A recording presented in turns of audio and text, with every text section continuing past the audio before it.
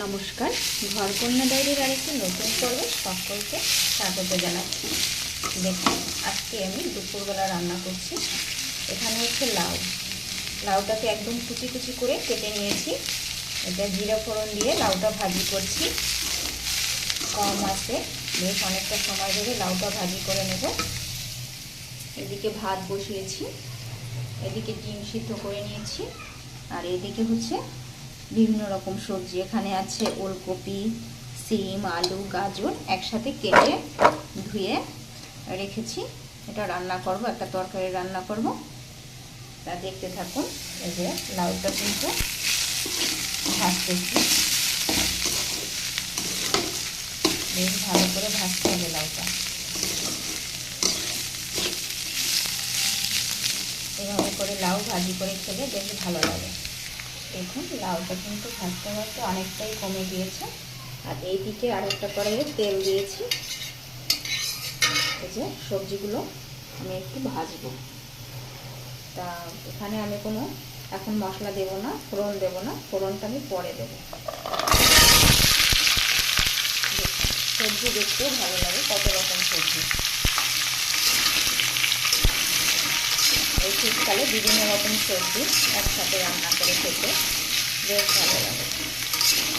একটু হলুদ লবণ আমি কিছুই এখন দেবো না, এখন শুধু তেলে ভাজবো, পরে দেবো। হয়তো ভাজতে থাকি। আর দেখুন, এই যে লাউ কত সুন্দর, এরকম করে কম আছে বেশ অনেকটা সময় ধরে ভেজে নিলে সবজি কিন্তু খেতে বেশ ভালো লাগে। এই যে লাউ গোটার অংশটা ছিল, একদম কুচি কুচি করে কেটে এভাবে করে ভাজি ভাজি করলাম। দেখুন, কম আছে সবজিটা ভাজতেছি। সবজির গা থেকে আস্তে আস্তে কিন্তু জল ছাড়ছে। আর যদি জোরে জোরে জাল দিতাম, পাওয়ার বাড়িয়ে দিতাম, তাহলে সবজি পুড়িয়ে যেত, সবজির থেকে আর ওই জলটা বের হতো না। এইভাবে করে কম আছে সবজি রান্না করলে সেটা খাওয়া কিন্তু স্বাস্থ্যসম্মত।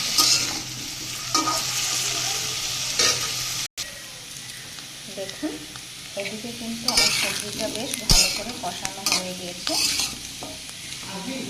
একদম ভাজা ভাজা হয়ে গিয়েছে।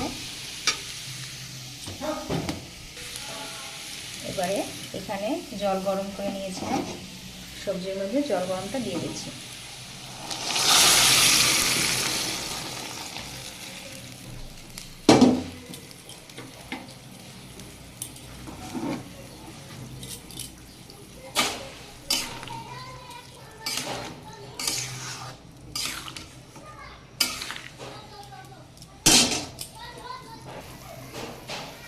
এবারে দিয়ে দেব লবণ আর হলুদ। লবণ একটু সবজিটা ভাজি করার সময় অল্প একটু দিয়েছিলাম, এখন পরিমাণ বুঝে অল্প একটু দেবো, লবণ যাতে বেশি না হয়। এবার এটাকে ফুটতে দেব, তারপরে আমি এটাতে ফোড়ন দেব।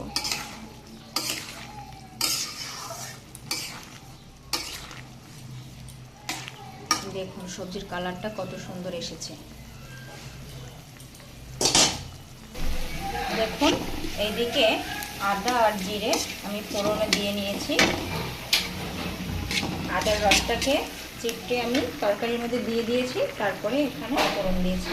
আমি এটাকে এবার এখানে দিয়ে, দেখুন তরকারির মধ্যে আমি ফোড়নটা দিয়ে নিয়েছি। এবার এটাকে নেড়ে চেড়ে মিশিয়ে দেব।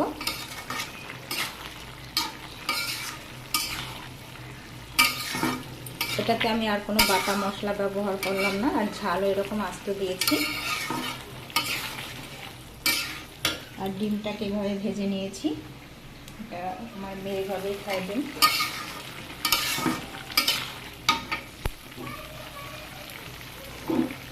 তরকারিটা আরেকটু ফুটিয়ে তারপরে নামিয়ে নেব।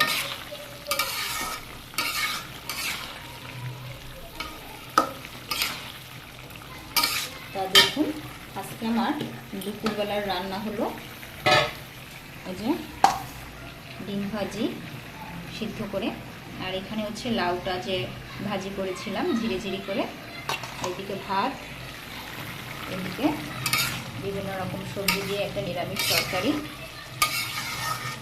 বাটা মশলা বা ঝাল ব্যবহার না করে। তা আজকে কেমন লাগলো আমার এই রান্নার ভিডিওটি? যদি ভিডিওটি ভালো লাগে চ্যানেলটি লাইক, সাবস্ক্রাইব, শেয়ার করে দিবেন। আজকে এই পর্যন্তই।